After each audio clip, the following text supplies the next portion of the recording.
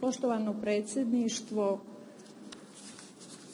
pokrajinska vlada, sekretari, dame i gospodo, pokrajinski poslanici. Predlog pokrajinske skupštinske odluke o izmenama pokrajinske skupštinske odluke o osnivanju Pokrajinskog zavoda za zaštitu prirode. Izmene i dopune ove odluke su usmerene na organizovanje i sprovođenje vaspitno-obrazovnih i promotivnih aktivnosti u oblasti zaštite prirode prezentacijom široj javnosti i upoznavanje sa biljnim i životinjskim vrstama koje čine izložbenu postavku zavoda. Smatramo da je ta postavka vrlo bitna za mlade generacije koje će moći na tom mestu u zavodu da steknu nova i obnove stara znanja. Ova postavka treba da se razloži i na niže nivoe obrazovanja kao što su osmogodišnje i srednje škole.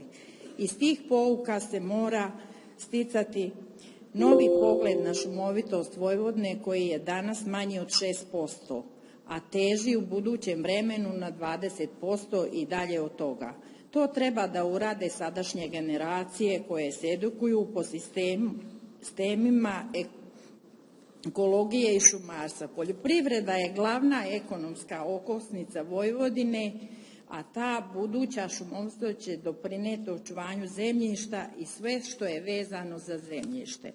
Član 2. U članu 4. stav 2 menja se i glasi: Zavod dostavlja srednjoročni i godišnji program zaštite prirodnih dobara i izveštaje o njihovom ostvarivanju Zavodu za zaštitu prirode Srbije. I ovde treba da se potencira šumovitost Vojvodine, time su bliži izveštaji ministarstvima ekologije, poljoprivrede i šumarstva i vodoprivrede.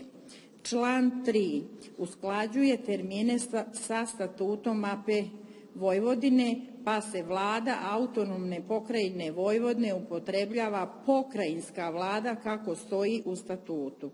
Generalno, mi nismo zadovoljni sa aktivnošću Pokrajinskog zavoda, o tome možemo stručno da obrazlažemo nekom drugom prilikom. Ima oblasti koje su zapostavljene u smislu zaštite, a ima oblasti koje su i preforsirane.